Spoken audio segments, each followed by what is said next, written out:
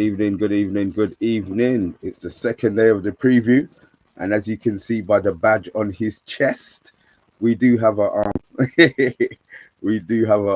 Spurs fan in the house. We should be joined by another couple in the next couple of minutes or so.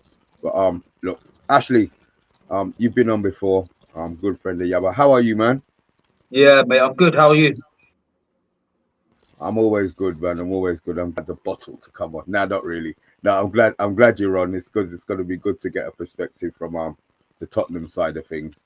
Yeah. BT, how you doing, man? 24 hours from now, we could be. I'm very well, Mr. B. I haven't got angry or flown off the handle or overreacted today, so I'm doing very, very well. Yabba, looking super smooth in that open chest shirt. This is my management shirt. You know, I've had a promotion lately. So when I'm at work, I just button it up like that. But as soon as I come home, I put my medallion out, settle down with the Man United agenda, and show a bit of hairy chest. You know what I mean?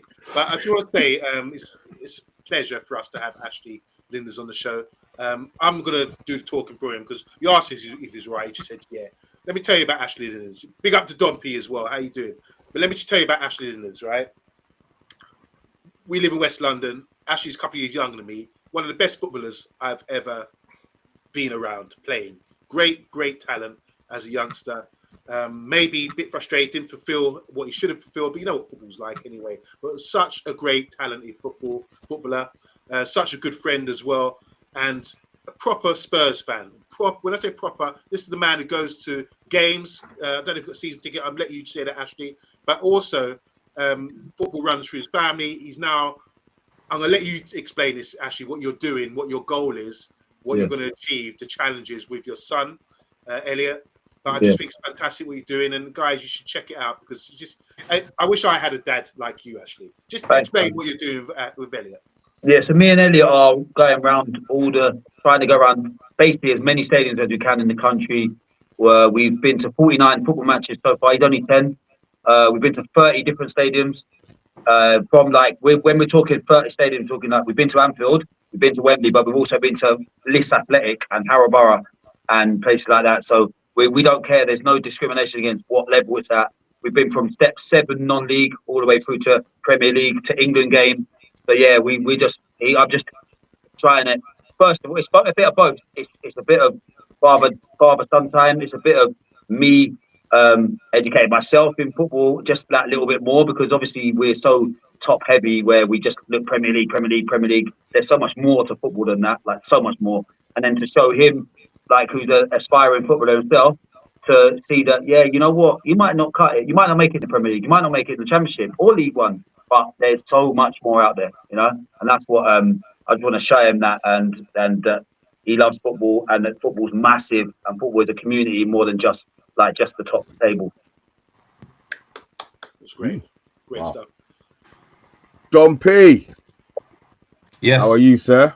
I'm good. Apologies for being a bit late, gentlemen. Just took a little trip to the gym after work today. Yeah, you won't be going there. You won't be going there tomorrow. So yeah, it's better that you get it in today. Exactly.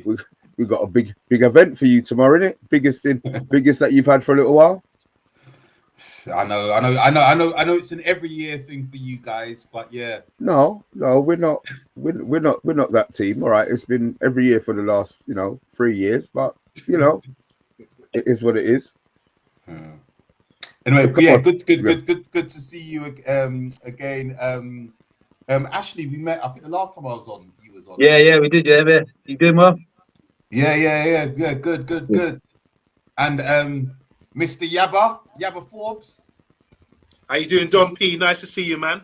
Yes, likewise. And BATHTIME as what's well. The P? Hello, BATHTIME. Nice to meet you, sir. We got Mr. B, we got Ashley, but what's the P in Don P for? It's an old thing. Many years ago, when I used to go out to the clubs, I used to partake to the bubbly champagne stuff, and that was one of the things. And one of the DJs kind of christened me that. Okay, you like to spend a bit of dough, at the time, and you like to celebrate as well. Yeah. Well, hopefully, it won't be tomorrow. Yeah, you took the words right out of my mouth, man. Obviously, look, we can question each other on it's open house. Ashley, Yeah. obviously, first things first, do you think you're going to win tomorrow? Yeah, absolutely. Oh, Yeah, I love that. and when I say that, I'm the worst. Tottenham are poor. Like this season, we have been so poor. Like it's embarrassing sometimes that you look and you think, oh my God, how are we that bad? There's no real pattern of play. They're making the same mistake over and over and over again. And you think, how can that be the case in such a high level team with such a very good squad? Like we've got an exceptional squad, I believe, when you look closely. And how can they keep constantly making the same mistakes? It's got to be the manager. There's games when, even when we played during the League Cup, we was 3-0 up, remember? Absolutely dominating it. And then Pedro Porro went up. Udogie was the other side. And you broke it out, and you obviously Fraser Forster gave you some goals, but you broke out, and there's like 6 of them ahead of the ball. Now, I managed an under-10 team. We would never be set up like that. So I was asking myself, does Ange actually know what he's doing, or is he that stubborn, or are the players that dumb that they think to themselves they can do that in a game where the aim of the game in football is just to win? Yeah. Yes, we have patterns of play, we break lines, we have low block, high block, but the aim of the game is to win. When you're 3-0 up, you can forget what the manager says. Right, the manager will be happy if we win. Let's sit back in it. It's Pedro Porro's up the pitch in the penalty area, and you lot are down the other end scoring. When we're 3-0 up in the cup tie, you ask yourself, does this guy know what he's doing? And this one stood out mainly. But then this Europa League, it seems like there's a togetherness. It seems like they really understand what it means that this club needs to win a trophy so badly to get that like monkey off the back and to get the bragging rights with Arsenal. All of that, I feel like they all together know it this time, and they also know that their statue's being built if they win this game. Yeah, and I think they're so big for them that I feel that the togetherness will come, and there is a togetherness there, and I feel like we threw the league in the bin when we realised we couldn't get in Europe, which was probably about 2 months ago, believe it or not. And I thought they thought, you know what, the only way out of this dreadful season is to win this game. And I feel like we're better than Man United, even though the league suggests that we're not. But you have match winners, and you have experience, and you have cup winners, and with previous cup winners, and obviously Casemiro and people like that are seasoned cup winners. But I just got a feeling, and you know what? I know I'm not a religious guy or anything, but I just feel like with Palace doing what they done, Newcastle doing what they done, maybe it just is the season that everybody's going to break their duck, you know? Bologna also won a cup. Yeah, Bologna as well. Yeah, I did see that. Yeah, so Did they beat maybe AC it's Milan? just that time. Yeah. Yeah, they beat AC Milan in the cup final. Yeah.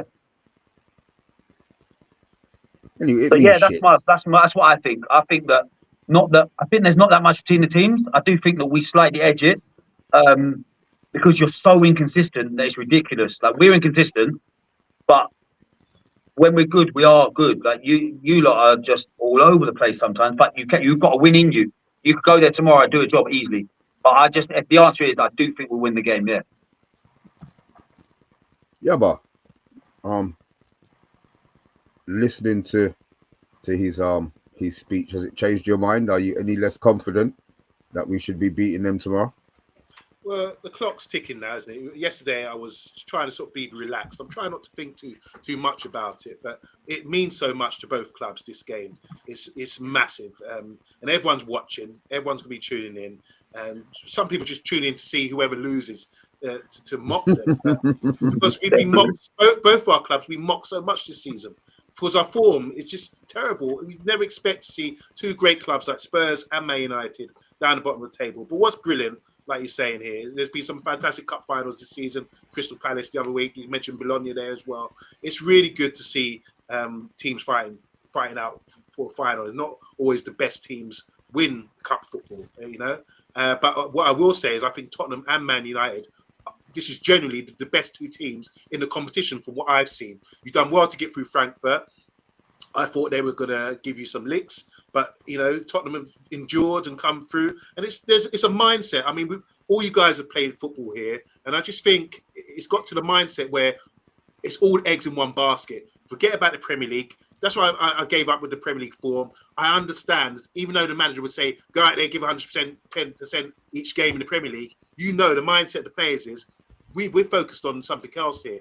So no matter what you do, you can get a psychologist in, all these guys, you're not going to get a player focused on the Premier League, going in a 50-50 challenge or 60-40 against you, risking getting injured when you know the glory lies on Wednesday, tomorrow night. So both teams, I know Spurs didn't field a full strength side the other day, and then they got a lot of injuries as well to balance. So it's really interesting leading up to it. What surprised me today, which I'm a bit disappointed about, is sometimes you have to acclimatise yourself to a different time zone, a different area. And I think Spurs went out there early. We only went out there today, I think. I'm thinking, is that a wise decision? That's something that I think we should discuss as well. But I just want to go back. I'm old enough to remember when Spurs played Anderlecht in '84 in the UEFA Cup final. And I was... 1984. Yeah. And I remember that really well because I'll be honest, I am a kind of Spurs fan because I grew up with, piss off, Yabba. When I say that, I mean, like, I grew up with Glenn Hoddle. He's one of my favourite players. And that doesn't make you a Spurs fan. It makes you a fanboy. Well, I like their style of football. I like the way they played. They were growing up, FA Cup final. We didn't have Sky Sports back then. So '81 FA Cup final.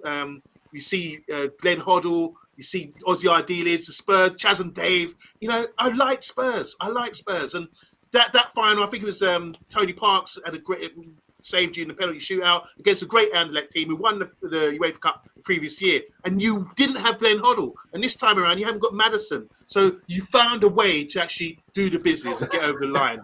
You know, I'm not comparing Hoddle to Maddison, but if you talk about creativity, there's a big contrast. So I wouldn't. You say about the injuries, and I don't know whether you guys are upset about the lack of. Before I get, but the bottom line is, you know, someone's gonna be disappointed tomorrow, and I just want you asked me if I'm anxious. Yeah, I will be anxious on the night.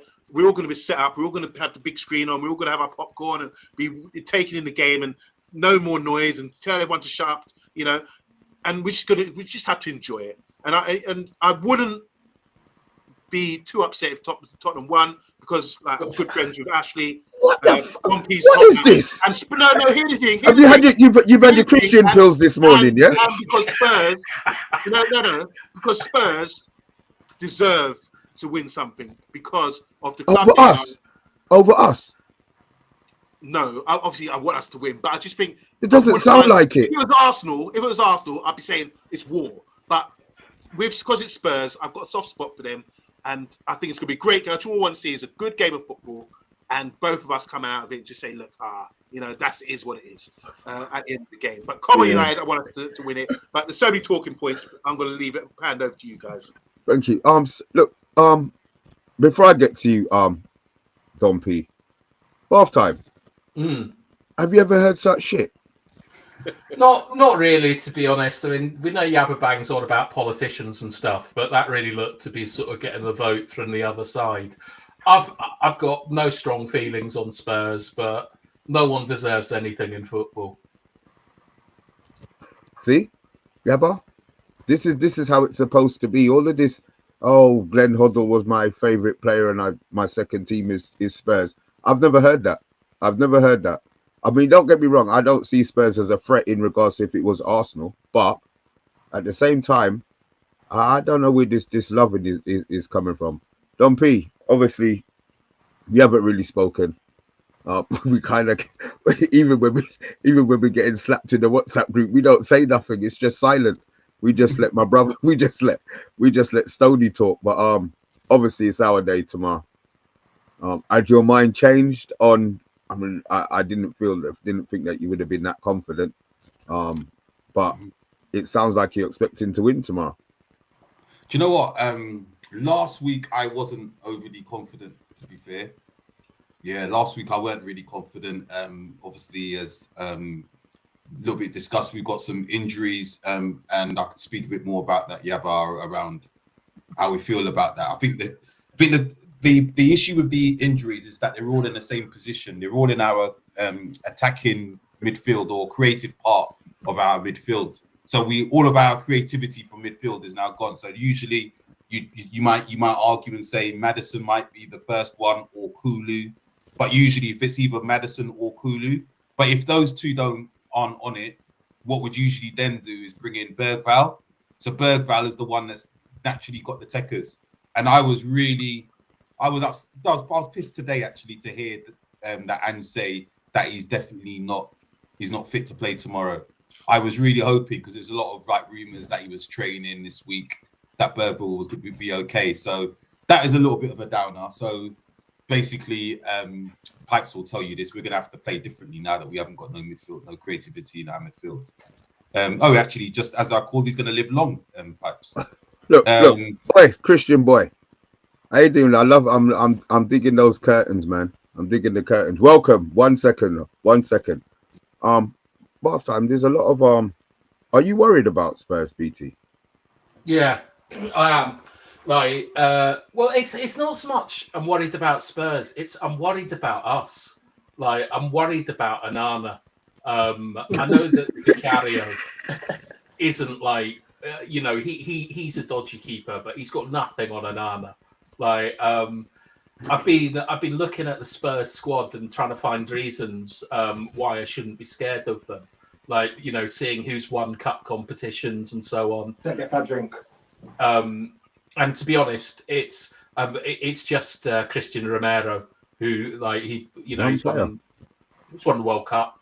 And Son, he won like the under-23 Asia Cup.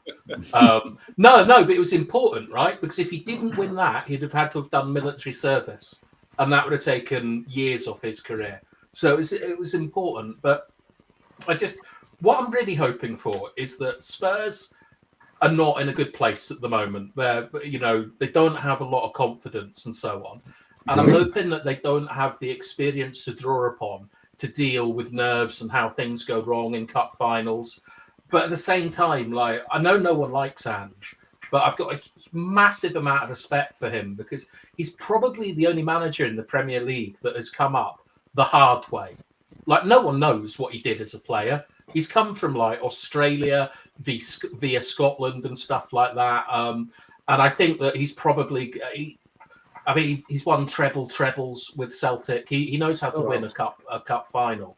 And it's just that we're just such bollocks at the moment that I find it hard to believe another Premier League team can be as bollocks as we are. Well, the table doesn't lie, and they've lost. Pipes, how much games have Spurs lost this season? 21. You're 21. I know how much you've lost. I just wanted to hear you not say it. I know. I mean, we've had a lot of pundits saying that, maybe the rules should be changed this year because we've both been so trash. But I don't know if was it you, Bath-time, you said that they've been the two best teams in the Europa League, or was that Yabba? That's me. Oh, is it Bath-time? Yeah. Sorry, the other day, and I think that's not a reflection on them being the best teams. I think that the Europa League is massively below the Premier League. When the two top teams, the two bottom teams that aren't going to be relegated, are contesting like the cup final of the Europa League. I think that speaks volumes. So, yeah. Okay, we're going to talk about ideas. Oh, yes. Okay. Stoney with his comment. We'll talk about that a bit later, part that. So, just to finish my point, though, what I was saying, Mr. B. So, last week, I wasn't confident. I thought I was looking at the injuries, the lack of creativity in midfield. I wasn't confident. But there is no rhyme or reason, but for some strange reason, as it's got closer to the game, I'm actually feeling more and more confident. There should be no reason for me to feel so confident. No Maddison, no Kulu, no Maddison, no Kulu, no Bergvall. But I still think we're gonna win. I don't know why, but I just think we're gonna win tomorrow. I'm pretty confident. Like Ashley, I'm very much in that camp. Yeah, I think we are. I feel like Basuma and Sarr and Bentancur are going to play in midfield, yeah? We agree with that, yeah? They have been our three best midfielders consistently this season. Maddison, I'm not having Maddison. Now and again, Maddison is absolute world class. Not enough. Why do you think nobody else bought him? Let's be honest. Yeah, Tottenham bought him. And nobody else really wanted him. Let's be honest. Kulusevski is class when he's on it, and he has played that 10 well, but he's not been like setting the world alight in there. He's been good in patches. He's good coming in off the right because we've left foot. So I would say he's more a left sider, even though he has played in that 10, and people are now like poaching him to say, yeah, maybe he's a 10, maybe he's not. Again, there's no real consistency there. Bergvall, I think, is the one that makes things happen. He glides around the pitch. He's lovely on the ball. Yes, him potentially, but them three there is a nice solid unit. We'll get Poro down one wing. We get Udogi down the other wing. It gives us more stability, if anything. Yeah, it all happens for a reason. One of them guys wouldn't be in. One of the creative guys would be in. They can get caught up the pitch quite easily when they're trying to create. Yes, it may give us a little bit less creativity, but Solanke needs to hold that ball up nicely, feed it out to probably Johnson on one side. Probably Son will play on the other side. I would play Odegaard in there personally. I'd play Odegaard on one of the sides because I think he's class, but I don't think he's going to get a start. Solanke's got to hold that up. Their wingers have got to overlap. Son has got to drop in. Johnson's got to be at that back post. We're a threat, and we're a threat with three midfielders that are going to sit there as a shield. And Basuma, let's not forget when Basuma was playing for Brighton, Basuma was bursting, and he was getting in that wing. He was at 8, so he can do it. And maybe he'll get that license and say, yeah, you're at 8 now. But Tanker's lovely on the ball, can find all sorts of sprays, and Sarr's got energy. That's a lovely mix. So my only thing there actually is some bits I kind of agree with you. So I hear what you're saying about Maddison. The thing with Maddison is sometimes it's a funny player. Maddison is because if you look at his stats, he's probably had one of his most successful seasons this season for ages. He's got a lot of goals. He's scored a lot of assists. But sometimes he goes missing. But what I will say is that over the last month, especially in Europe, he's been our go-to player. Yeah. In Europe, he's been on it in Europe, and he's somebody, especially when we want somebody to put their foot on the ball, calm the game down, and just, do you know what I mean? And just make us give us that bit of confidence and that calmness. And I think it's a challenge that we haven't got that. And what I would say as well is, I would say of all the midfielders that we've had, I would say this season our best midfielder has been Bergvall. To me personally. Yeah. He has been lovely. He did come in. Yeah. That's the one I think that we miss the most. And you'd like the one. I think what I'm trying to get at is that if you took out, like, none of them are like a prime. I think a Van de Ven was missing. Yeah, I see me. Also, yeah. I mean, like a prime, like when De Bruyne was a prime at City. I like Rodri. Examples come out of City's team. They've fallen apart. I don't think any of them make us fall apart. That's what I'm trying to get at. Like, I think that they are important, and yes, one of them would definitely play, maybe even two if everybody's fit. But we've done it all season, and with mix and match, and these three have played quite a bit together as well. They'll know each other. They're experienced. They're a good age. Apart Sarr's young, but he's got a bit of experienced shoulders on his head. He's more of the ball winner and break it down. I just think that we don't. Like, it's not like we're missing the key man, and oh no, what are we going to do without him? Like when Kane. It was there. If we miss Kane, it'd be like, oh, where's Kane? I don't think we're missing that guy. I think that these three, they're a miss. But I think we can deal without them. Especially only playing Man United, let's be honest. Not that we're playing anyone good. BT and Yabba, obviously, we've heard them talk about their team. We've obviously had news that YORO is back, fully fit. DALOT is back, fully fit. And ZIRKZEE is back, fully fit. Obviously Tottenham are talking about losing their three more creative players. I always thought that our bench would do them. Can you see where Tottenham's confidence is coming from, knowing that we've got an extra 3 first-team players coming back into the squad? Yeah, because I mean it's a cup final, isn't it? And you're thinking about what happens if you win it and so on. It's perfectly natural reaction. We've been shocking this year, like shocking, and we've got rickets all over our team, especially in between the nets with Onana. We've got arguably the worst striker since that guy came on for Graham Souness pretending to be George Weah's cousin. or whatever.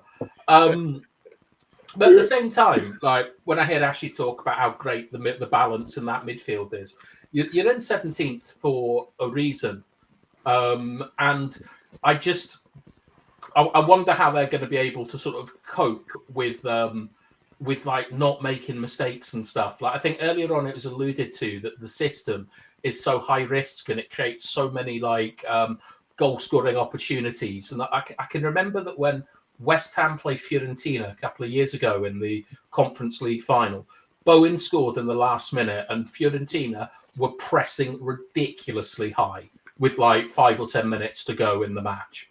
And I wonder if the players at Spurs, if nerves and how nervy they are about that system will get to them, because the only two really positives to United is the first is we've got a lot of experience like at winning the major tournaments. But the other one is if they win this match, they all get a 25% pay increase. And that should scare you boys with the players that we have. They love buying stuff. Yeah, I just want to add on. I wanted to hear from you as well, Mr. B. But it's interesting hearing from the Spurs fans. Like you went on to Paxton Road the other day, and I haven't yet watched the show, but yeah, I'm sure they're getting a lot of confidence. Spurs, because one, they've reached the final. They're playing a team they've beat 3 times already this season. So you'd think, they've got they've got us. They're a bogey team at the moment. But like you said, BATHTIME, it's a one-off game. It's a final. We've been to Bilbao a few weeks ago. We come away with a 3-0 win against a team that's supposed to be a defensive giant, in the La Liga. We're a bit fortunate maybe, but we went there. We've experienced the atmosphere. And our journey to this final has been far more exciting than what I've seen with Spurs. We were down on our luck. We were 2 down against Lyon at home. We saw what happened there. It's been a real journey and deserving of a DVD. I doubt about it. I won't be buying it, but yeah, deserving a DVD or something like that. But I do think my confidence comes from the fact, like you said, Man United are serial winners. I think we got players like Bruno, Maguire, and Casemiro in the team who you got Champions League winner. You got Harry Maguire has been to finals with international and played Champions League football, and then you've got Bruno as well, who I really do think has been brilliant for Man United. I know he gets pelters because when you're playing for Man United, the spotlight's on you all the time. He hasn't been perfect, but he's a damn good player, and we need him. He plays every week. He's never really gets injured, and I think this is his time to really, do something. And I don't think he'd be nervous. He's the sort of player who will get the ball and try to create something and do something for us and dictate the game. He's a real leader, real captain. I know people say, "Oh, he's not a captain like Brian Robson or Roy Keane or whatever," but in that respect, he tries to drive the team forward and he takes responsibility. And it's going to be one of them games where someone's going to have to, you have your instructions, you stick to your instructions. You don't want to go beyond that. But to win a cup final, you have to go beyond that. You have to go beyond what you've ever done before, and just instinct and emotion, and just try your best and just do something special. And I think we're going to see that tomorrow, more so from Man United players. I do sense that Spurs, the fan base, which can reflect on the team, anxiety and nerves, it does affect the team. And actually, you play football. We're not. I don't think the Tottenham fans feel nervous. That nervous. I don't know. Do you feel nervous? Pipes, do you feel nervous? Not yet. I think. Good evening, panel. The nerves. No, I'm feeling indifferent at the moment. But as the kickoff gets closer, I don't think it's nerves. Probably just anticipation. But I need to address Ashley about the midfield, mate. Maddison. Yeah. He's not a world beater, but he's the only playmaker we have in our team. In a team of runners, you got team. We don't have no creativity at all. When Maddison's not there, you notice it. And this was my point. You have Bissouma, who, quite frankly, he plays half the time like he's on the balloons. Then, but the last couple of games, fair play to him, He's coming back to some semi-decent form.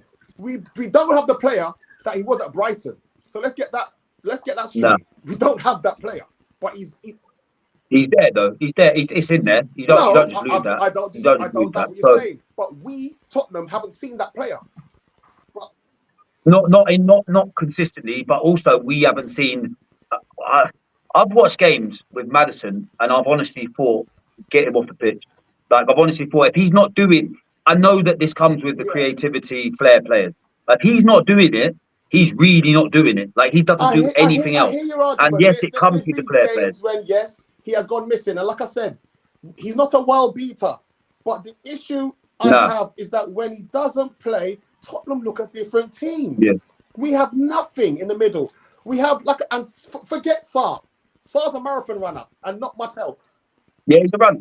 He's a runner. You need a runner. You need an athlete. You need a little bit of technique as well with your running.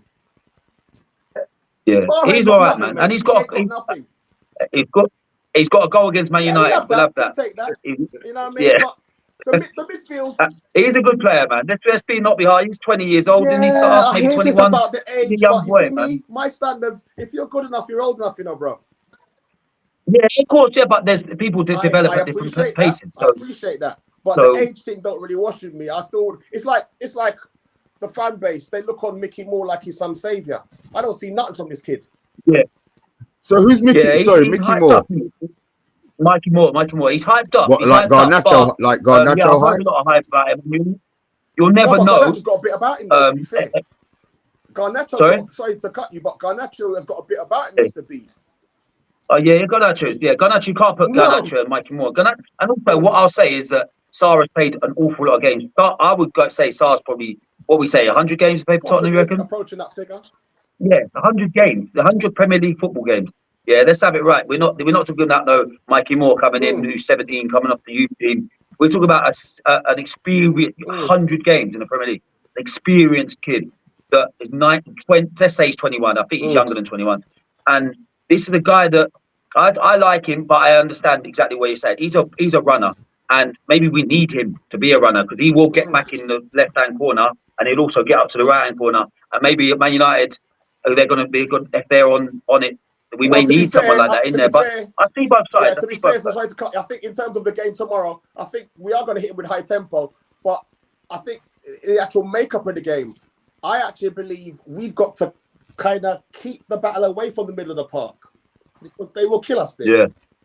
Are you hearing this, Bob? I cannot believe this. It's about using the card you have, Mr. B. It's about using what you have. You know you're playing against Casemiro, who has the mobility of the Marshmallow Man out of Ghostbusters.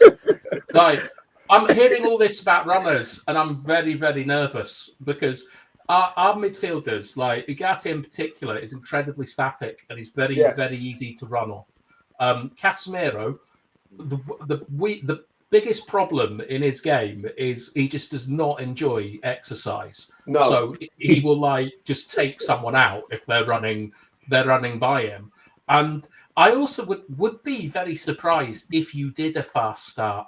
I would think the first 20 minutes is going to be very, very sort of tetchy, feeling your way into the game. Yeah. You know, I think that's their best chance because I think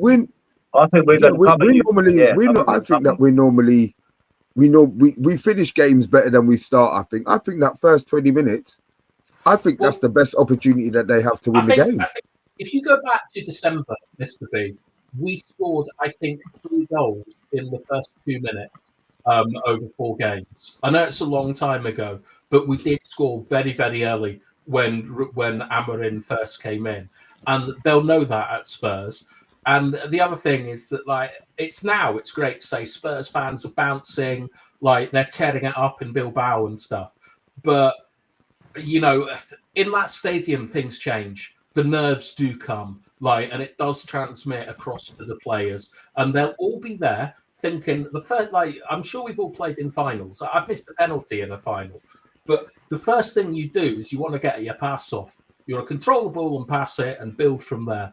And so on. And I think that if they go, if they push up high, put a ball in, try and battle physically, it can change the narrative too much in a game. Where I know this sounds ridiculous, but if Højlund manages to beat Van de Ven physically like that, it's just, I know. yeah, let's just say, but it completely changes how players like approach the game and so on. So I think in the final, what I would be looking for as a player and like as a fan is I want no risks and I want them to be secure on the ball and quieten down the crowds and get ready to sort of basically do nothing for 70 minutes and then try and win the game in the last 20.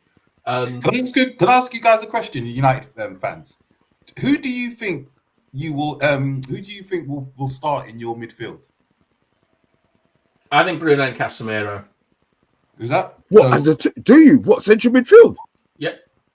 What happened to Maino? He's off the boil. He's had injury problems. There's contract issues. I don't think he's fallen out with the manager. Oh, shut up! Don't come on here and talk your shit. Right? Why isn't he playing? Mainoo's staying because he's not good enough to get into the team at the moment. That's why he's not starting. Mainoo, he's not good enough. I said at the moment. You see, you hear what you want to hear. You're like a gal. He's not good enough. At the moment. I think At that just the moment. what you're saying there about Mainoo and all these other players. That just shows you the squad depth that we do have. like Arthur was saying, we can change a game late in the game by bringing on a Mainoo. We've been doing it recently. We can bring on Mount, we can bring on Garnacho, Mainoo. We've got the players coming back. They said at the start of the show, like YORO, DALOT's possibly back, and maybe ZIRKZEE as well. So I think that could be the difference. How many goals has ZIRKZEE scored? It's not about the goals he scores. It's about what he contributes to the team. I mean, for us, what's his position? What position does he play? He plays nearer the goal than most players. That's all I know. and he plays with his back to goal, and he links up the play really well. I don't know. I mean, Mr. B got this funny thing on the show. Mr. B calls Rasmus Højlund a -9. He's not a number 9. He's a -9. That's how poor he is. And I think the same applies when ZIRKZEE arrived at the club. Don, he said, "What did he say after time?" He said something about his.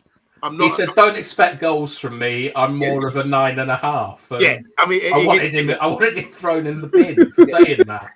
But what do you think of him? What do you like him as a player? Have you seen enough of ZIRKZEE? Do you know what? When I look at your forwards, I'll be honest with you. I don't see. I know I'm maybe saying this, wishing bad luck on the team, but I just can't see any goal threat in your forwards. The player that I look at, and I look at your team, and I think that we need to stop is Bruno and Ahmad. Those are the two players that I think to myself. Bruno and Ahmad are the two people that we need to lock down. Definitely Ahmad. Ahmad worries me. Apart from those two, not Casemiro. Now, Bruno. The thing about not Bruno, have you seen what Casemiro's done in Europe? The thing about Bruno is that he is a player, though. You can get on top of in terms of you can frustrate him. As good as he is, goals and assists, I still have a suspicion about him that he looks good when the game's going good for United. When you need him in the trenches, I'm not sure about him still. So if we can, we need to keep tabs on him though, 100%. Him, Ahmad especially worries me because he just runs directly. Yeah. He's a danger. Yeah, he's a danger. You see, to my Spurs comrades, sorry here, but how does Angie set up tomorrow? Is he gonna go back to kamikaze? No, we need to play against the European way. I think what I was just thinking that going back to what I didn't want to butt in, but going back to where I was saying that the three can sit in, because that's what they have to do because that's their natural game. I would say, see Udogie and Porro now. Udogie and Porro are two of our most creative players. Remember when Udogie drops in that little gap there, and he's not been great this season, but he's a really good player. Porro's hit and miss as well. Well, they all have been. They're 17th in the league. They've all been hit and miss. But let's go with the best version we're going to get tomorrow of all of them. Udogie sits in there. The three are flat in there. Udogie's gone. You've got the two centre backs. Van der Ven can deal with Højlund's pace all day long, so you can put it over the top, and Van der Ven will run there, get there, have a cup of tea, and pass the ball before Højlund gets near him. ZIRKZEE can't outmuscle Romero. Romero too strong for him. ZIRKZEE's a big, strong boy, by the way. I'm not mocking him, but I feel So they're sitting in there. Anything that breaks out, we got it. These two nice and tucked in, Poro and Udogi. And then the two out wide. Johnson loves it at the back post. Don loves to get down the wing and whip it in. Solanke just to put one in the goal. Effie goes past Solanke. Johnson, nice back post, tap in like he's done all season. And it's an easy day at the office. What do you Because think? I have this horrible suspicion that this manager, who is Play Premier League football, such an because we know he's such an egomaniac, and not only does he want to stick two fingers up to everybody because he wins a trophy in his second season, like he also wants to probably do it with this so-called Ange ball again, so he can stick his two fingers up at everybody. Yeah, but Ange Ball beat Man United. Ange Ball has beat Man United 3 times already. Maybe, but I don't think it's the final's not the place. Yeah, for high lines and inverted fullbacks, I would suggest. Yeah. Sorry, can I ask? Did you say earlier that you changed it for Frankfurt? You adjusted your for Europe. Tell me about that. I didn't watch the game. So you're not one way. You're not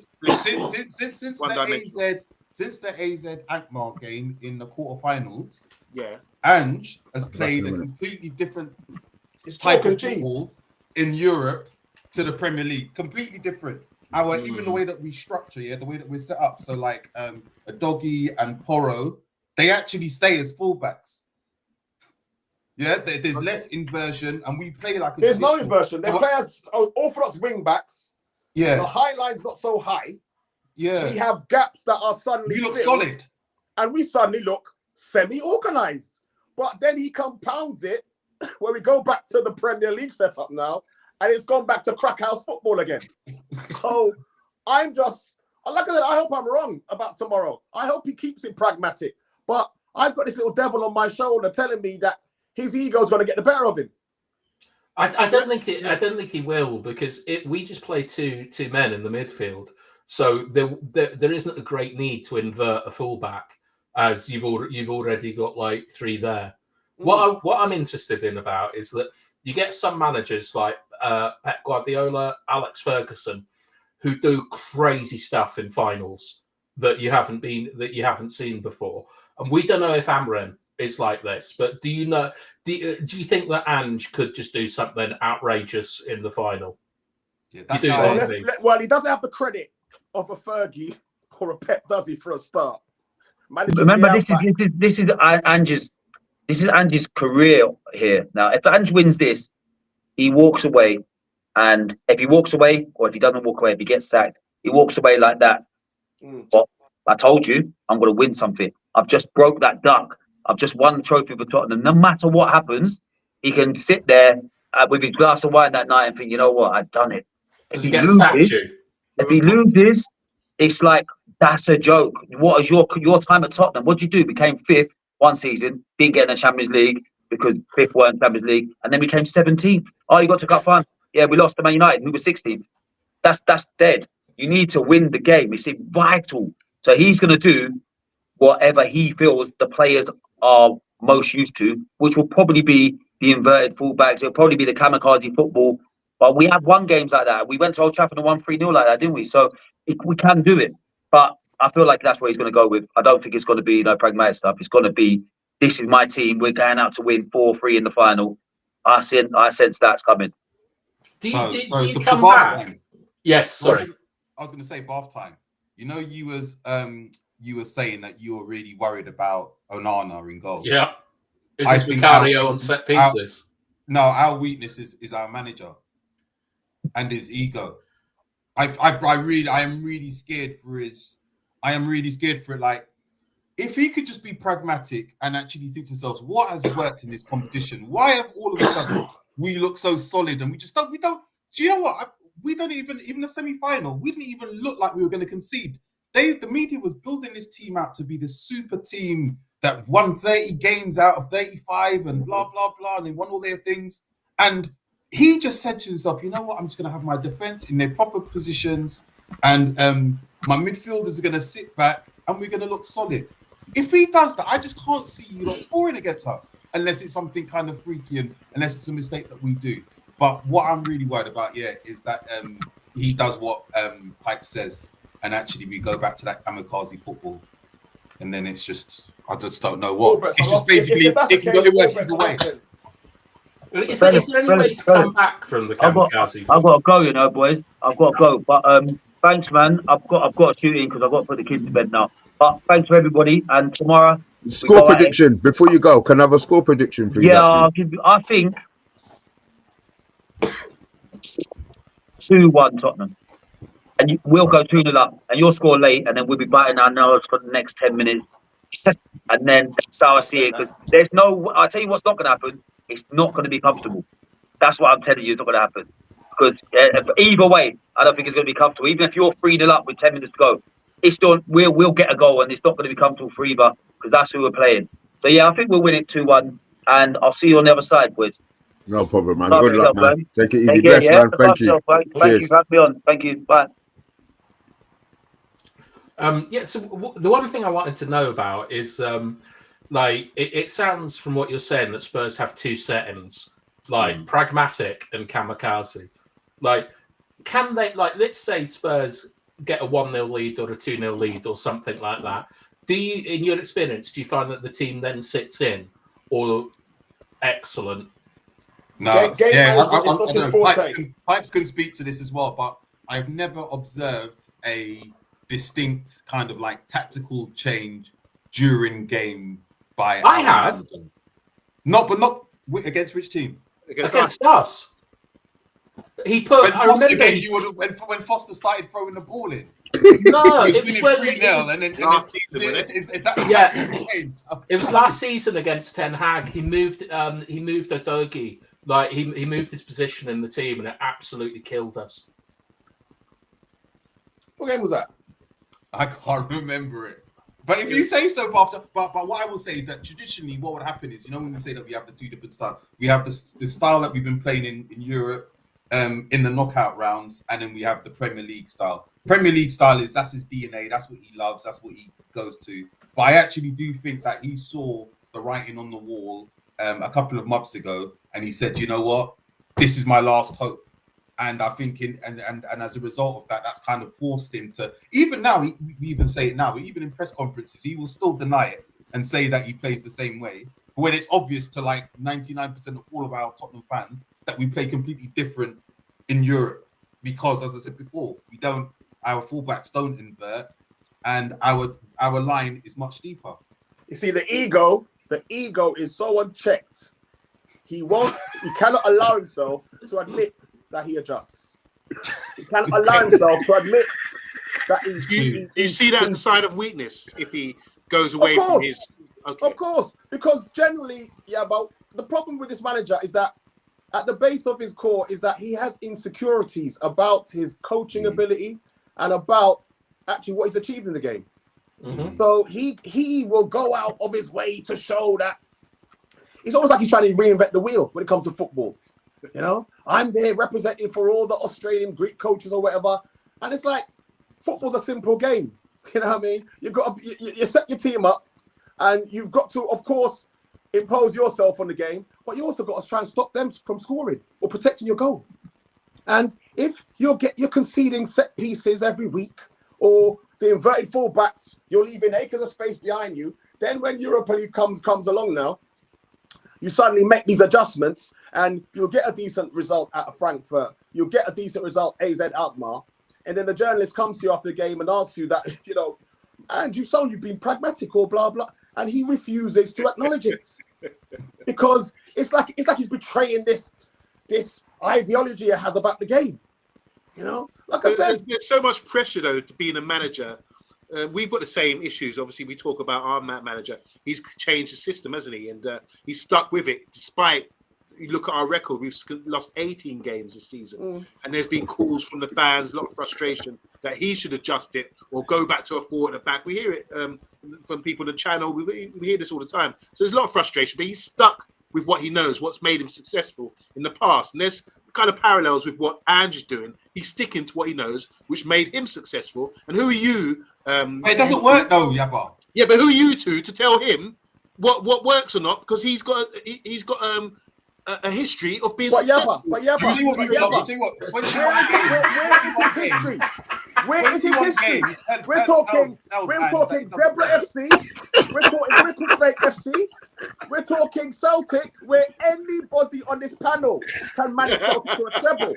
Yeah. We're not talking about the man's only 60 years of age, and nobody in the top 5 leagues in Europe has picked up the phone and do you want to come manage our club? He has no. So how the hell do you think you're gonna beat us tomorrow? please, you mentioned one more. BT said one thing and both you went. Rah, rah, rah, rah, rah. Now the true feelings are out. You're not beating us tomorrow. Surely you can't believe that you're gonna beat us tomorrow. The issue is, Mr. B. The issue is when push comes to shove, you guys are just as shit as us. So basically, you got 2 teams, and I've said this on our pod. When you really strip it down, the only thing that really validates this match, let's have it right, is the Champions League qualification. Yeah? That's the only thing that really puts kudos on this game. Because without that, you got 2 shit teams who stunk the place out in the Prem all season, and they're fighting for, it's like the trophy, whoever lifts the trophy tomorrow night, you know, the trophy's going to be covered in dog poo. Are Spurs fans really saying that the Europa League is a trophy that is beneath them? No, of course not. Listen, don't get it twisted. No. Don't get it twisted. If we win tomorrow, he will tell you, I will go like an absolute madman if we win tomorrow night. But at the same time, can I turn my nose away from the stench of losing 21 matches this season? No, I can't. So you're taking the cup and sacking hand, yeah? Oh, 100%. As I said earlier on the other pod, Mark, Mr. B. The decision's already been made. The decision has already been made, trust me. But what it is that Levy, I think, is waiting to announce the outgoings in one swoop, and he's going to announce the incomings in one swoop. But the decision on the manager, believe me, has already been made. Trust me. Who's the incoming? He was talking about Mr. Park. He was talking about things like Paratici as our sporting director. Obviously, you got Vinay as our new chief executive that's going to be joining, and then potentially might be a manager. Don P. Paratici's already at the club working. He hasn't been officially announced though. No, he hasn't been officially announced, but he's already. I think he's waiting, like you said. He's already back at his desk. You know what I mean? So all this turmoil at your club, and they're going to be. You know, to get back to your things, why am I so confident? So I know how poor Ange is. You notice I wasn't really having a go because if you look on paper, I still think that our players are better than your players on paper. Yeah, our players. Paper? What are you talking about? Are you serious? Ask your club legend, yeah. Your goalie's better than us. Your goalie is better than us. Your club legend. Your striker is better than us because we don't have one. Our club legends. We're asking you. We're asking you. I don't. Yeah, exactly. We don't forget about Gary Neville. With respect, P, I think Neville was gassing us up a bit, mate. He might have been. No, but seriously. Okay. Let's do it. How many United players would really get into that Tottenham side?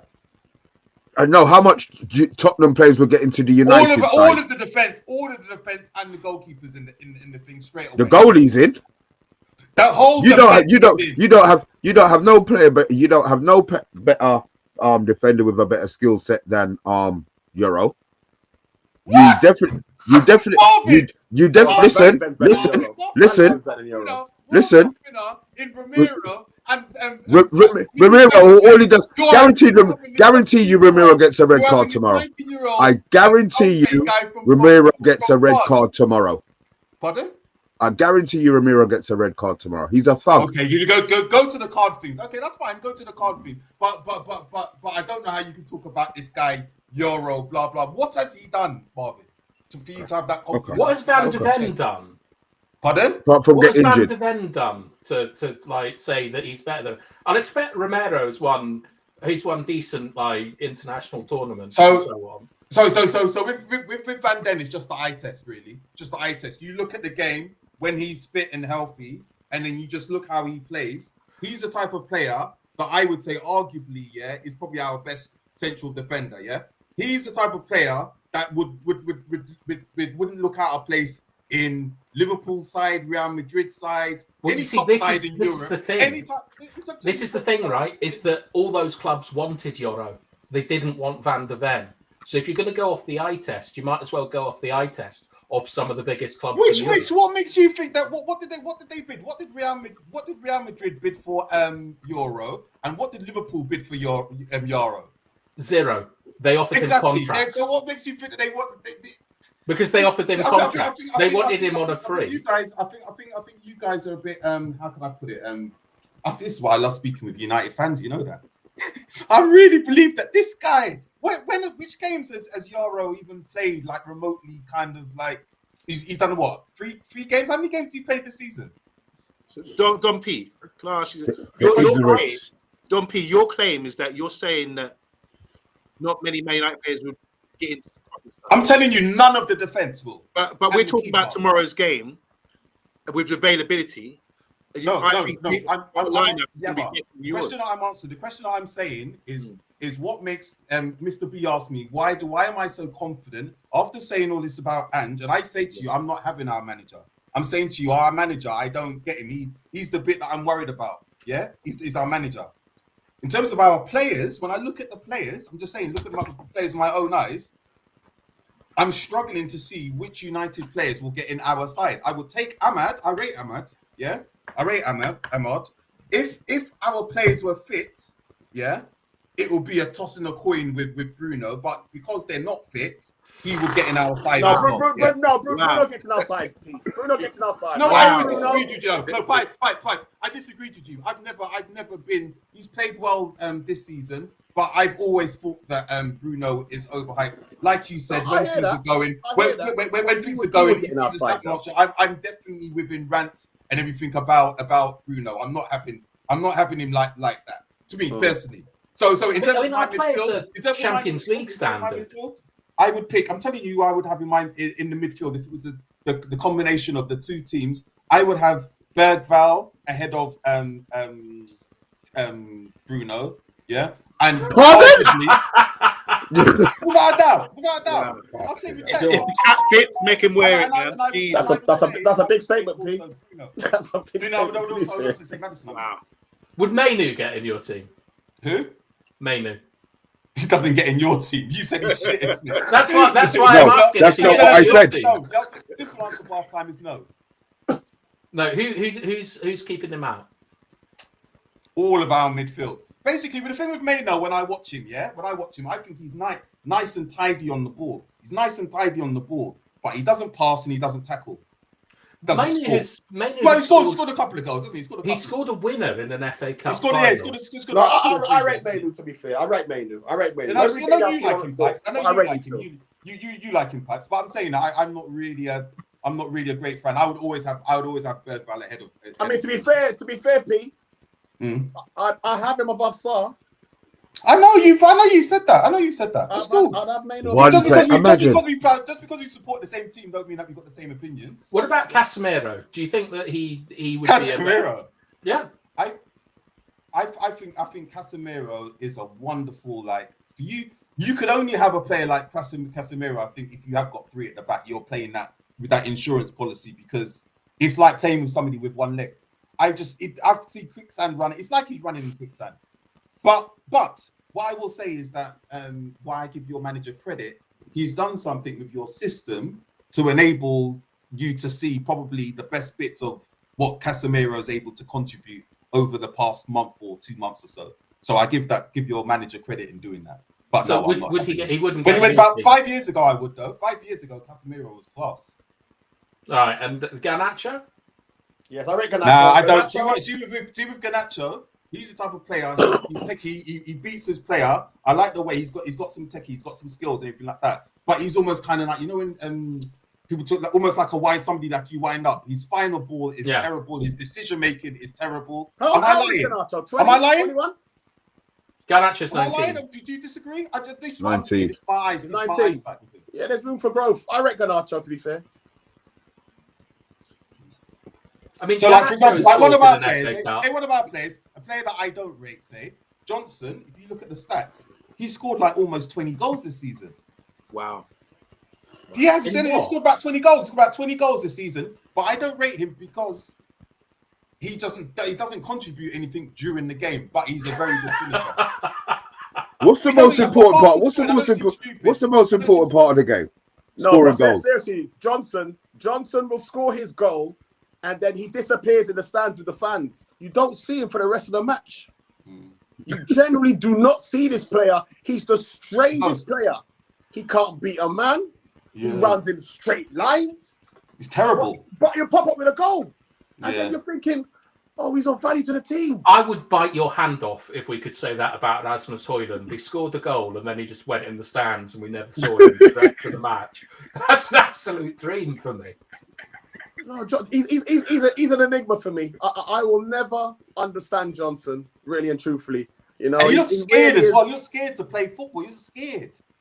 Wow. Who's scared? Brendan Johnson, man. Yeah, everything about him is cowardly. Everything about him. He's scared to take a man on. He's scared to get involved in the 50-50. He's scared. He's just scared of everything. Can I ask you a question about Johnson? Because obviously you spent a lot of money on him from Nottingham Forest, who have now gone on to be a successful side with Elanga. Do you think Johnson's better than Elanga? For because we got rid of Elanga. Do you think would you prefer Elanga in your side? I'd have Elanga. I'd have Morgan White. Gibbs White, more Gibbs White's class. Johnson wasn't even Forest's best player. I don't know why we actually bought him. Ange wanted him. Can we say anything? Can't you see any positives about his game? Not really. He scores goals. That's it. What about his off the ball? He seems to get on the end of things. I think he's really good at YABBA. He's really good at basically following instructions at the position. So the way Ange's system is that you massive high line, inverted fullbacks, and then what happens? You turn it out to your wings, and so your wingers are isolated. Yeah. So then what happens is if you're on the left, the person on the right just needs to run into that space. And because he's quick, he will always run into that space. You see, that's why he's a very good transition threat. I've had the idea that maybe we should try him as a fox in the box striker because he has no skills to play on the wing. None. You know what I mean? So try him as a striker. All right, he hasn't got the physicality to lead the line or to be a number 9. Yeah, but he can finish. He can finish. I'll give him that. He can finish. So try him there as a super sub. Come on as a fox in the box. But there's zero impact or positivity about this player. But yet, as Don P rightly says, he's banged in nearly 20 goals this season. So it makes us sound stupid. But he doesn't contribute to the match. It's gonna be so interesting when we have a new manager next year, like what these players are like next year under a proper manager. Do you think if you lose that like you've got to think about like avoiding relegation next season as your That's fair. Because I think I think we have to as well. Listen, our points total currently, it would have relegated 39 us. points. It would have relegated us. Listen what I'm saying to you. It would have relegated us 11 times. Wow.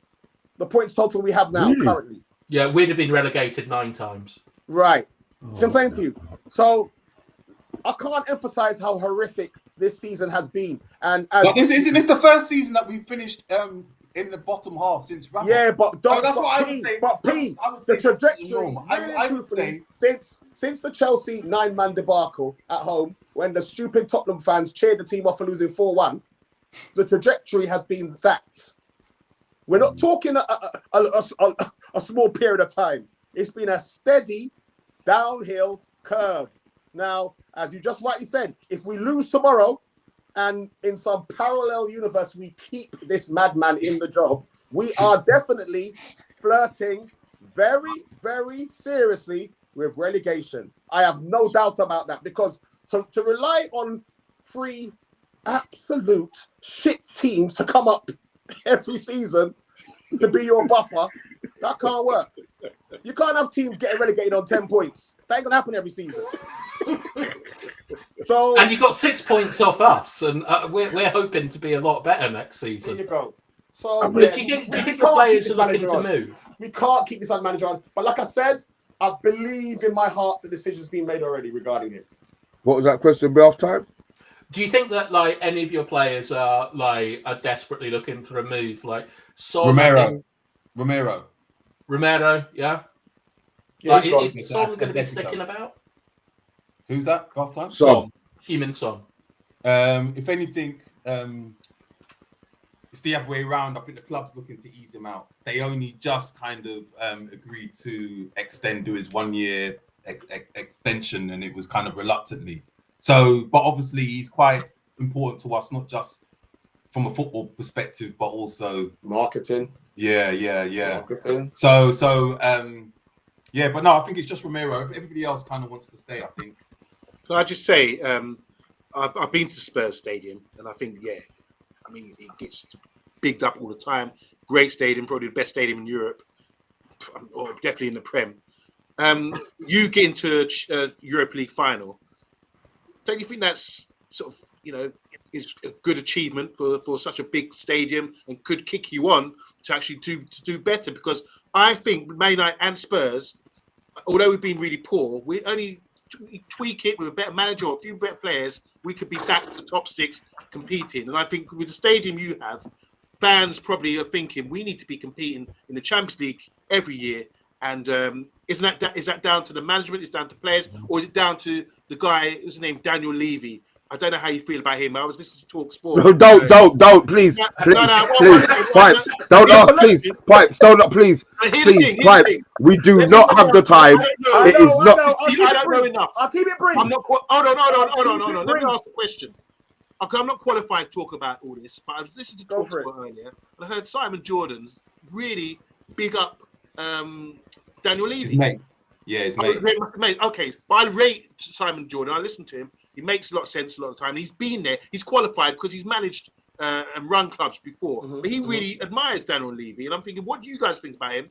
And is he the guy to take you forward to actually fulfill what he should be doing in a stadium of that beauty? The short answer is no. But are we going to get rid of him? Are we going to be able to sack the chairman again? No. He's in a situation now that he's secured for himself. We've got Beyonce concerts. We've got NFL. We've got the boxing. We've got the go-karting. He's got a situation of skydive walking. Everything. He's got so much revenue streams coming out from every angle. He actually doesn't need the football club to be that barely semi-successful. As long as we don't get relegated, he's good. Like I said, I'm trying to keep it brief. So he is a factor, yes. At the same time, though, this manager that we do have, if we had a different, in fact, if we have, the thing is, all right, we're not world beaters, but we're not 21 defeats standard either, or 17th. With a better manager, this team would look better than they're being made to look at the moment, 100%. Whether we'd be top 4, that's debatable. But we get a decent manager in, not even like just a manager who sets a team up with shape and with common sense. Then you make 2 or 3 what I call proper signings. Not Archie Gray, not Odebear, not show and tell. You make proper show and tell. You sign men, 25, 24-year-olds. But you got to pay them, though. You got to pay them, Pipes. Well, that goes back onto the chairman then, Don P. Where in terms of he fools the fan base. Don P. will be able to testify. He fools the fan base. We will spend the money, Don't get it twisted. We'll spend the money, but the issue is he wants the players on a tenner a week. Now the players who are on a tenner a week are on that money for a reason. If you want quality, you got to go for the 200, 300 a week players. Will Levy do that? His history tells us he will never, ever do that. So we're in a rock and a hard place. I mean, we've had this discussion already that if we win tomorrow, is it a seismic change for the football club? We don't know because we've been in Champions League before and Levy still shops like he's at Poundland. Where did the Kane money go? Huh? What did you spend the Kane money on? Exactly, that's a good question. What, Solanke? Well, Solanke, I suppose. But Solanke's, he's my point. He's on 60 90K a million? week. Was he 60 million, Slang? Yeah, but what is his wages? It's He's not on about less the than 100 transfer grand fee. a week. It's the whole package. He's on less than He's 100 on grand. 90k a week because that's the standard of player he is. Similar wow. Richarlison. Yeah, these How are much the is Rasmus on? your favorite player? About 8 grand a week. He So must we go got down so like we about so we this. got so we got what wages wise then. So we got the same level of player then. No, but you see the issue as I've argued with you before. If you remove the 75 million off this kid's head, yeah, drop him into put him this way. If you drop him into a pile of shit. Yeah, No, drop but- him down a canal. if you dropped him into a Fergie era, United, He wouldn't pick him. What are you? Please, no, Fredder. Fergie wouldn't be picking that trash. You can't be saying that But a he player would be was really learning. good if they're getting Listen, he'd be service learning, from surely. Beckham. He'd be learning. No. I just think, all right, listen, he's your club, he's your player. You know better than me, but I just think the kid, he's come in, the price tag is not his fault. And it's like he's like the little boy that, you know, when you're trying to impress your dad. So he's physical and he's trying to push man out the way. And he's a child, really, truthfully. But because he's got this transfer fee on his shoulders, he feels he has to kind of flex like the talismanic number 9 when he's a boy. Good point. So I just think circumstances have worked against him. Yes, his ability does look questionable. Yeah, I but will sorry, give you why that. is that okay for us but not for you? Because you've just said that you're sick of boys in your team and you want to sign men. And now it sounds like you're telling us that it's okay. No. I'm just saying, in terms of why you criticize him. Listen, you shouldn't be signing players like him either. But the fact of the matter is, you have signed him and you spent 75 million on him. You understand? Yeah. It's all relative to the club. Huh? So I think it's all relative. When people talk about price tags, Man United are a big club. We do spend big money. So it's okay for you to spend. Okay, it's cool. Well, it's all relative. For you to spend, I mean, what's the most you spend on a player? It can't be. I don't think 75 million. Slanky, 60 million? Yeah, 60 million is probably your highest price tag. So it's all relative to where you are as a club. There's no surprise. We've spent 75 before. We spent more than that. So that's my point. I just think. Yeah, but Spurs should be spending more money in the future now that they've sorted their stadium out. They should. There should be We have the funds. They to. went to the But the Emirates, chairman chooses changed not their to. stadium. They said they'd be on the downslide for a bit because they had to sell players. And the goal was after 10, 15 years to get back up there. And now they're kind of up there again as a good quality side. And they're established in a good stadium.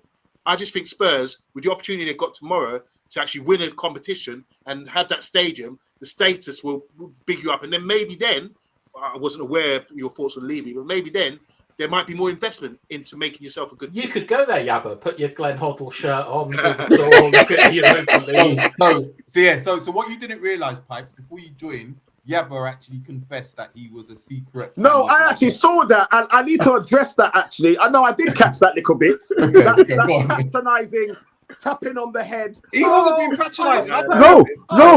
He likes Glenn Hoddle. He loves Chaz and Dave, man. This is the problem with Tottenham, and only we want to be hated. We don't want to be patronised. Oh, he wants to win. Oh, I would be like if Tottenham win, like you're playing Norwich. Yeah, nah. I want you to hate us like you hate Arsenal. Hate us like you hate Chelsea. Yeah? I just can't. You see what I'm saying? We have to change that narrative. You have to start tomorrow, I did see a little patronising. We have a secret alliance. Be fair, we have a secret alliance. We both hate Arsenal, and we get along. We do get along. There's no arms house with me and Spurs fans. I've never been like that. And you were an attractive side. Waddle and Hoddle, Diamond Lights, the Ozzy Ardiles going to Wembley song. In the 80s, it was all Tottenham. It was all fun. It was all exciting football. You were winning trophies and FA Cups. You used to be the owner. You used to be fair, the most FA Cups. Yeah, I even cried when you lost to Coventry. Well remembered, Yabba. So many people have amnesia. And but to be fair to Yabba, this is the most people. We've never won a trophy. No, but in this year. Pete, to be fair to Yabba though, before Fergie took over, really and truthfully, Tottenham and United were the glamour side from the north. Yeah, we were the glamour side from the south. That's kind of how it was when we was youngsters. And then obviously Fergie came and changed the whole landscape. You know, so I kind of hear where you're coming from, but obviously I don't really like the little, oh, I want you to win. I hope you do well.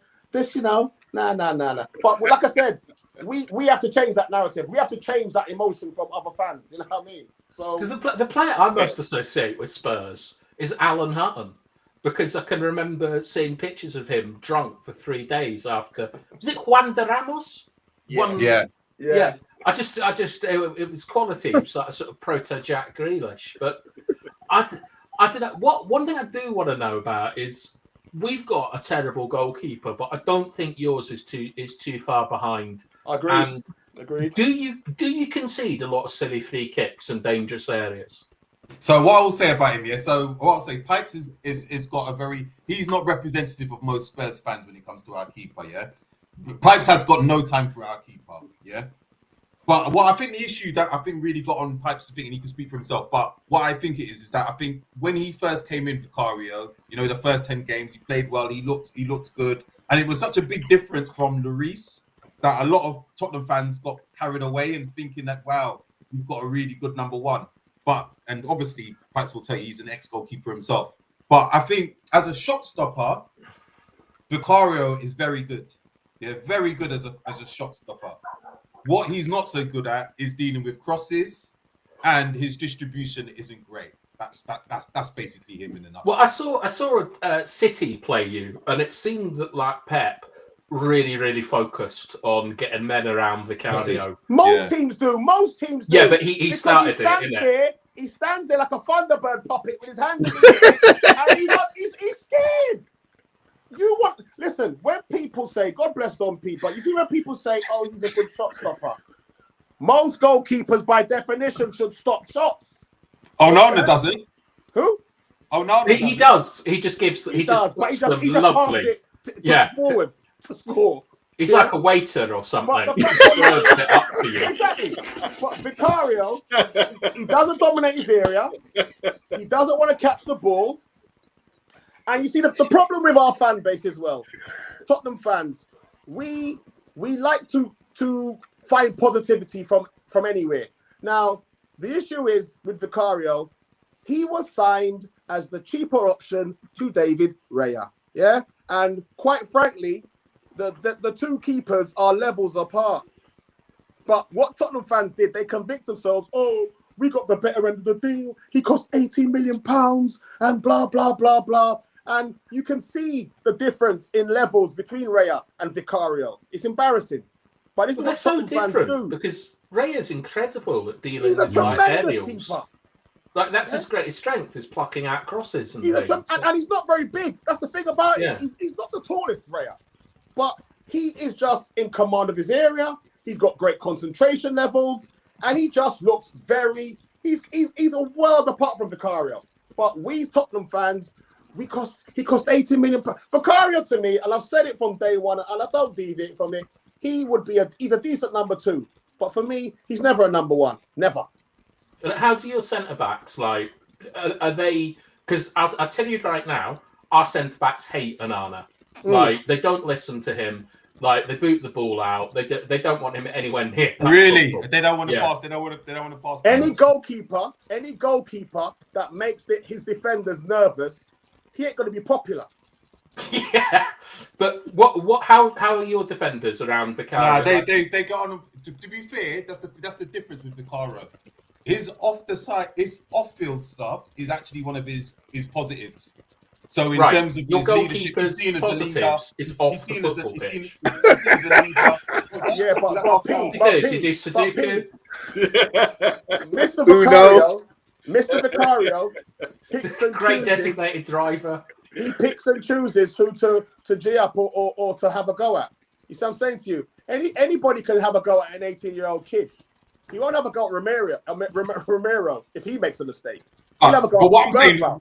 the BATHTIME asked what our fans think about keeper, and I'm saying I'm going by also player interviews in terms of what people say. Like I've heard people like Kulu, quite a few of the players say that, you know what, this guy's mentality is super positive and blah blah blah. Well, they're hardly going to throw him under the bus in public, though, are they? Come on. They can say nothing though, Pipes. If you don't like him, you don't say anything. You don't voluntarily say something positive for someone you can't stand. I think you need a higher threshold. I think he can be upgraded. I mean, but you're talking to the wrong person because I've never. What I'm rated him. asking about As I said to all of you lot before, Pipes is not representative of the Spurs fan base. He's got his own views, which is fine. He's all valid. All right, what would the Spurs fan base say is the feeling when you're defending corners and set pieces around your goalkeeper? It's like a penalty to the opposition. Oh God. So, bath time. What the Spurs fans will say is, do you know what? A lot of the people say he's not that bad. We've improved. We haven't really conceded. If you look at our record in terms of how many goals we've conceded from corners, we haven't conceded that many from corners. Yeah, so it's probably overall. What I will say, there was a period, and I think you called it bath time, when we was playing Man City, and there was a couple of teams where there was about, I think it was about an 8-game period where he was really getting exposed. And I don't know, they must have done some form of training, probably with the defenders picking up some of the opposition attackers, where he's not under that same duress anymore. So there isn't the same worry when we concede a corner like how it was previously. So I think collectively they've changed something in the structure. And you're not worried at all about like Casemiro or Maguire at set pieces? To be fair, of all the weaknesses of our defenders, is in the air is our biggest. That is our biggest weakness. To be fair, and I am a little bit, not so much Casemiro, but I'm a bit worried with Maguire. Yeah, with what do you call him? Pipes, slaphead. Yeah, Frankenstein. Frankenstein. Yeah, I am worried. You're right, though, P. We have two defenders who are both useless in the air. So that is a glaring problem. Will be a glaring problem for us tomorrow. Do you give away a lot of free kicks? Yeah. Nice. Yeah, it's a glaring weakness. It's a glaring weakness. But you think you're going to beat us? Yeah, I don't know why. I did say to you, like as I said before, a week ago I wasn't. But as it gets closer, I just think we're going to win. The issue is if we play the players that we are facing tomorrow, and not the name, not the heritage, not the badge, we should win tomorrow. And I say that in all humility. And this is the most. This guy, I'm sure you guys have observed. He's not the most right. I'm the most negative overinflated. He hasn't really got overinflated or over. I'm the most negative Spurs fan I know. But I believe we will win tomorrow. I do. Can I ask you a question? Can I ask a question about this? So you believe in your lifetime, and I'm not mocking, I'm being all for real. In your lifetime, you win tomorrow, beating Manchester United Football Club in a final. Would that be the biggest achievement as a Spurs fan for both of you? No. What's bigger than that? I think. No, we won the UEFA Cup Against who? Won it in '84. Anderlecht. Yes. Anderlecht better than Man United. Winning the FA Cup for the second time. Yes, they are. United are 16th in the league. We're 17th. We're shit. Exactly. You see what I'm saying? You've asked that because of your name. I'm playing you lot tomorrow. As P says, we're playing the 16th team in the league. And exactly. That's how we should be approaching it. Yeah. And don't get relegation you guys will obviously be approaching it against us as well. Like I said, the only thing that validates this football match tomorrow evening is the fact of a Champions League qualification at the end of it. Do you know what I think, man? Two three-legged dogs having this. This would be the greatest achievement for both of you. Yeah, I'm sorry. If you win. You're talking about Champions League. Well, why would it be our race? I don't understand. That makes be happy with the trophy. Because he's already won this cup. I'll explain why. Because the last time you won the UEFA Cup was 1984.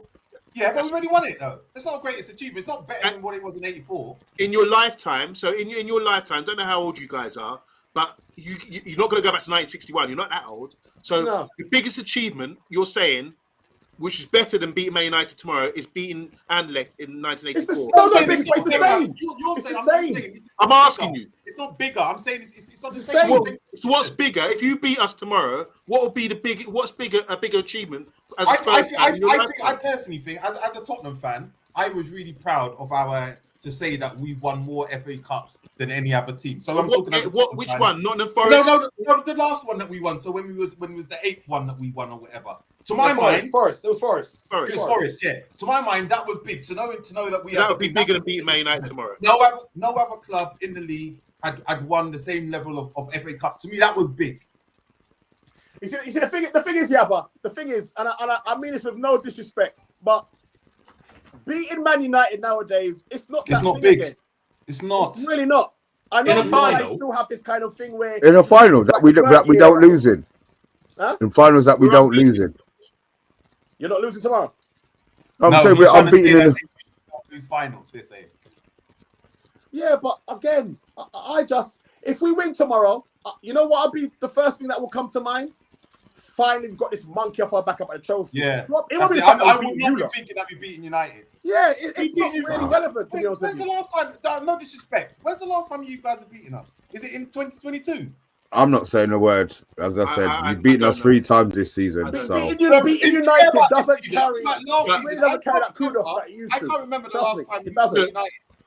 Look, we can go back a long time to when I remember we came to your ground and we were 3-0 down. We come back and won. Yeah. Just to add.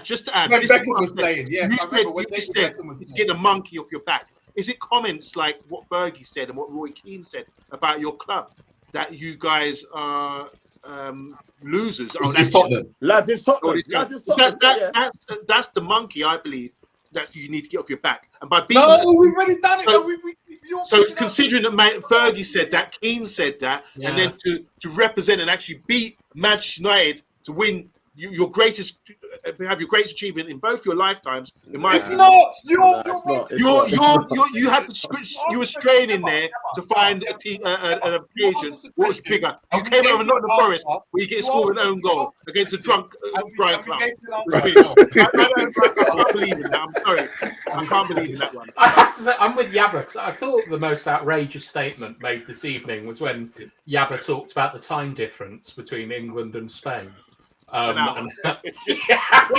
We needed to acclimatise to the Basque region. But like Manchester United are without question the biggest club in the Europa League. Do you know what? It's so funny, isn't it? Well, it's wow. You have been sick for so long, and you're still. It's good though. I like the way that you guys. I think it's like, because for us, this genuinely feels like the most important final since probably Wembley, like 13, 14 years ago. Really? Why? Explain bath time. Why? We're only little Tottenham. Money. Fair enough. Money. Like I said, if I got no money. But it's not the opposition though, is it? It's financial. It's outside factors. It is also the opposition because it's an English team in a European final. That doesn't. I mean, okay, it might happen to you with Liverpool, but that doesn't really happen to us. It's happened to us too many times. Actually, we had Wolves in the 70s. We had Liverpool. We've had too many all English European finals. To be honest with you.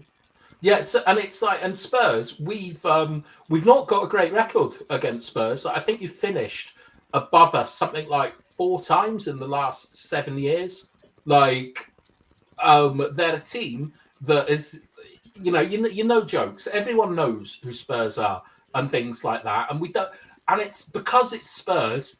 It would be a disaster to lose to Spurs. It's a massive game for us. It is far bigger than playing Ajax in the Europa League final a couple of years ago, and it feels like it's a turning point for both clubs. We're looking to build a stadium where we can get real quality players in, and with you guys, you've got the opportunity to not only just have it over Arsenal by getting a trophy and the European trophy at that one, but it's the ability to sort of like put a marker down for the new White Hart Lane and like your team moving forward. And I'm really stunned that you don't think that it's absolutely enormous and one of the biggest games in your history, because it is for us. Nah, it's like I said earlier, it really is about just removing this bloody beating over the head about no trophies in the last 17. That's really the first. That's for me. That's for me. Exactly. That is me. What I mean? And then whatever follows after that follows. But yeah, you see, the problem I have is that we don't know what Levy's going to do moving forward in terms of signings. So we could win tomorrow. Will it? I keep saying we don't know whether that will be a seismic shift in terms of transfer policy. So that. What about for you? Huh? Like, what about for you and the fans, and like being able to celebrate with your family? Yeah. Like I said, it's about getting the monkey off our back. That's so really what I what would it say, is I'm a about. little bit different. Some You're a bits lot I agree different. with Pipes, and some bits I disagree. The bits that I agree with Pipes in is that I think the most important thing when I'm thinking about winning tomorrow is to say, at last, 17 years and we finally win a trophy again. That's the biggest thing, most important thing for me. Forget about everything else. It's the fact that we can finally say, fuck it, we've won a trophy, and none of them shut them other fans. That's the biggest thing. The Champions League elements, to me, we've been to Champions League so many times over the past 3 years, and nothing changes. Nothing's changed. It doesn't make any difference. The money You've got thing, as Pipe says, that's a massive game. as Pipe says, we got so many different revenue streams now. So we are like we're almost like an event company rather than a football club. Yeah, this is what's so shocking to me is that both of you are talking like management consultants that have come in saying we get to switch the manager out, revenue streams. Because that you can celebrate with your on family a trophy tomorrow. I know that should be the biggest thing in the world. What you have to understand, Daniel Levy has conditioned a whole generation of fans. No, to think exactly like that. Management consultants, accountants. Yeah. So they'll talk about spreadsheets. They'll talk about revenue streams. They'll talk about wages. Like it's their own money. Are you going to get a bus tour if you win? Yeah, Friday. Skywalk. No, you get Friday. Friday. Are you going to get a bus tour? Yeah, we're gonna do it. Yeah, we are. They said yes. It's Friday. Yeah. Friday. Boys, I'm so shocked that you don't see this. It's like Pipes will be there. If they have, listen, he goes to the protest. I'm telling you now, I know you're going to be there. I know you'll be full kit wanker. I'll be there as well. I'll go down there as well. I'll go down there because of the 17 years. Bathtime, it's the 17 years. I mean, don't get confused. Okay. If we win tomorrow, I'll be going like a madman. And if we have an open top bus parade, I'll be front row and centre. But at the same time, I'm still going to be thinking, moving forward, how is our club fundamentally going to change? Are we going to use tomorrow, if it goes our way, as a springboard? Or is it just going to be that little mark in the sand like it was in 08 or even in 91? But are we dancing tomorrow? We haven't really followed up. I'm not buying any of this. Like we did in the early 80s, where we won about 2 or 3 trophies around in the same period. It's been one-offs. So I don't know how tomorrow, moving forward, where we go. How have you got trophy fatigue without winning any? It's absolutely crazy to me. This guy, this guy. You're totally misunderstanding what I'm saying. You're totally misunderstanding what I'm saying. They won't say it. They won't say it. This will be their biggest achievement. Because it won't. They won't say it. Yeah, but you know what our biggest achievement would be? What? Would be winning a title or winning a Champions League. No, but you're not. You're in the Europa League final tomorrow. If you win that, we won it already. What? Years ago. So what? Yeah. So it doesn't mean nothing. Listen, I don't get your what's the word I'm looking for? Bouginess. You see, if we win that tomorrow, we won the trophy last year, and we won it in 2017 under Jose. I'm going mad because we won the Euro. Mr. B. So am I. I'm not bougie about it, but at the same time, to say it's like we had this. I've had this in our WhatsApp group where some fans have called it history making. How can it be history making? We won the UEFA Because Cup you get your twice. name on the trophy. We won the UEFA Cup twice. Yeah, but you say what's the monkey then? If you won it twice, what's the monkey you're getting off your back? Of the trophy drought of 17 years. It's 17 years. So what? So you would have been happy then. So you would have taken the Coca-Cola Cup this year to end your trophy drought. Yes, it's a trophy. So right. So you count those 2 trophies in the same. Thingy. What is You've had to do something to get in the Europa League. Like it's much harder to win the Europa League than it is the FA Cup. If we won the Carabao Cup, I would run up and down the street the same, screaming, because we've removed the stench of years and years of not winning anything. I think it's bigger to win in Europe because of your rivalry with Arsenal they only won one little. Yeah, you've got the edge yeah, on them. That gives you some bragging it's rights. bigger. To say, The look European at Cup, it, yeah, you know? I agree. The European Cup is bigger than the Carling Cup. But that being said, I would still be very happy with winning the Carling Cup, any cup. Yeah, Be honest, though. Be honest. Don't I keep going downplay the back to it. significance of playing Man United Football Club and beating us in the final. That's what I'm just thinking. How can you downplay that? To me, if I beat Spurs in the final, I'm like, yes, that's a big tough game. You know. So if you beat Real Madrid in the know a lot UEFA about Cup us. final, like that, We beat Real Madrid. We beat Real Madrid on the way to the final of the Champions League. yeah, but It wasn't Yeah, but you didn't win it. No, we didn't win it, but we beat them on the way to on the way to getting into You the sound final. like And I Arsenal. absolutely amazing. Oh, don't get No, me that's talking what I'm trying to about say. Harry Winks. What I'm trying to say, I didn't think to myself, wow, we beat Real Madrid like how them Arsenal fans were celebrating. I thought to myself, shit, we lost to bloody Liverpool in the final. That's how I view that year. Yeah, but what I'm saying is that when you play some clubs in a final, it feels bigger. Like if you're playing like Real Madrid, they've lost one final in Europe to Aberdeen of all. I see what you mean. Like, yeah. So with Manchester United, like you would obviously want to play Bodo Glimt or some supermarket from Romania because it's an easier result. Yeah. But of every team in the European that you could have played in Europe, if you were guaranteed to beat them in the final, I can't believe that you're not picking Manchester But you know United. what though? You know what though, to cut in. I'm kind of the other way. When it comes to Europe, I want to play a European team in the final. When you play an English team, it kind of, I don't know, not downgrade. Takes away, yeah, it's me. I'm like that as well. We play I'm each a other every week. We traditionalist. play each other weekly. I want to play someone from the mainland Europe. Right. You want to play a big boy from Europe. Then it feels like a proper. Boys, Brexit European means final. Brexit, I'm afraid. What do you say? I missed that. Brexit means Brexit. No, but Brexit is Brexit. anti-Europe. We want to embrace. Yeah, I know. Yeah. Yeah, no, I completely understand it. It's like it would be much better if there was just one team from England. Yeah, each in... I think so. It makes it feel more European, you know? Yeah. It feels But local. when you saw like the Europa League and the teams that were in it, I knew we were playing you in the final, you know. Yeah. I knew but we were playing you in the final. that's who you wanted to play in the final. If you No. So who did you want to play? Who did you want to play? A European team. I don't think European team. We are a European team. A mainland European team. Not Atletico what? Bilbao, the team that we just demolished. Any So team. Did you see that result coming, by the way? No. That's not the point. That is not the point. That's not the Did you point. see Frankfurt result coming? Hello? Answer him. Did you see the Frankfurt result coming for you? I was quietly confident, yes. You're a tosser, you're a tosser, you know.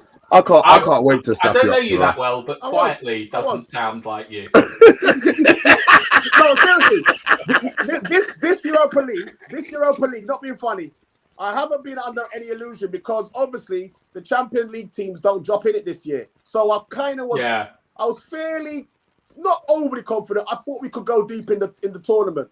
So it's not like, oh wow, we're in the Europa League. I kind of expect us to go deep in this tournament. So yeah, to answer, I think. Do you know what though? I must admit, being on this show, if there's one thing that I've learned from you guys today, I must admit, I'd really be honest with you. I never ever put any of the importance or the prestige of playing United in the final tomorrow. I just thought to myself, oh, we're gonna break our duck. 17 years. They're still trapped in the Fergie years, P. Yeah, but the first time, it's still you guys have actually at least made me consider, we're actually playing Man United in the fight in terms of it's United. You disrespectful cunt. This show. Oh, that's I'm good. just being honest. That's good. Thank you. So well done, you guys. Sorry, that sneaked out. Sorry, hopefully that won't get picked up. I think I heard something rhymed with something. Yeah, you did. That was such feeling. I tell you, the level of just being honest, disrespect. No, it's good. I like. Do you think I'm lying? Pat, do you think I'm lying? No, I like the fact that you're being honest. I like the fact that you've come on, and I like the fact that we have actually been talking for 1 hour and 30 minutes. So we are going to hit this one on the head. We will be back. Before we go though, I would like a score prediction from everybody on the panel here. Everybody else left in the chat, 26 likes, which ain't bad considering there was a Prem game on. Score predictions. We're going to start with you, Pipes. We'll go you, Don Okay. P, Bath Time, then Yabba, and then anybody else in the chat. I think we will, like I said, as long as we play with a degree of pragmatism and organization, we keep the game away from the middle of the park if we can, we will win 2-1. Okay. Don P. 2-1. Oh, Stuart, I thought you were going to Bilbao. That's a lot closer than Bilbao, mate. Well done. 2-1 Tottenham, yeah? No extra time, no nothing. This is all in 90 minutes. 90 minutes, 90 minutes, yeah, 90 minutes. 9 minutes. BT, what you got? 2-0 to Manchester United. Pretty much a replay of the Carabao Cup final against Newcastle. Early goal, sit in, then get one towards the end on the break. What you got, Yabba? I'm going for 1-0. Factors being Spurs got maybe good enough 11 to put out. I don't know what they got on the bench. I don't think it's going to be strong enough. I think the players coming off the bench, fresh legs with quality for Man United will give us a 1-0, whether in extra time or late in the game. I think that's going to be the main factor for us winning the cup tomorrow. Can I ask one question? If it goes to penalties, who do you think is the player most likely to miss a penalty for your team? Or who's likely the keeper to make the saves? Neither of our keepers are making saves. It won't be ours. So it's going to be who misses the goal. Yeah, fair enough. None of our creative players aren't playing, so I don't know. I have no idea who's going to miss the penalties. Let's hope it doesn't go that far. I don't think my lads could take it. I know an extra time and penalties. What have you got, Mr. B? I've got 3-1. I think it's going to be 1-1 in at full time, and then I'll sub in the game. Going to score one goal? You think you're only going to score one goal, Mark? Yeah, in 90 minutes, and then you only score one goal. You're going to lose 3-1. You keep talking. You keep bloody talking. Yeah, 3-1. As I said, 1-1 in full time and 90 minutes, and then our subs win us the game to make it 3-1. So yeah, I'm going 3-1. It's look, whichever way it goes, I do expect us to win by hook or by crook. Can I just answer one question from the chat? Sorry, Tyrone Williams was talking about Brent Johnson and his partner. I think they are unsubstantiated. That's it. Thank you, Bath Time. Too much vegetables, Mr. P. Exactly. Too much organics. I can't afford organics. Okay. I'm going to go 3-1. Look, Kieran, 2-2 United on penalties. Sigmund Judge has gone 2-1. Oh, look, I know he's taking the piss, but I know he's your guy, but he ain't doing shit tomorrow. Sigmund, I'm sorry, brother. Yeah, look, you're just. I know he likes him, but nah, he ain't doing that. But look, guys, we have been waffling for a little while. Pipes, Don P, we will see you tomorrow. I will definitely be seeing you tomorrow. Yes, you will, sir. See you guys tomorrow. Yeah, that's the most definite. Yabba, as always, appreciate it. Guys in the chat, appreciate it. And Bath Time, appreciate. Oh, we got a lack of. Yeah, so guys, look, it's when we're leaving the channel, we just say it's a lack of notch from me. So we're gonna start with Bath Time. And it's a lack of notch from me. Oh, sorry. Yes, all right. Go on. Lack of notch from me, which means goodbye in Croatian, in honor of our queen of the agenda, which is Dora. Croatian Dora. Okay. Yeah. So it's a lack of notch from me. It's a lack of notch. There you go. One more. It's a common use Spurs. From me. Has Dora got decent hits? Wait. Oh, listen. Oi. Don't even bother. Blood. This guy, I can't bring you nowhere. 1 hour 45 minutes it took. 1 hour, and right before the end. Yes.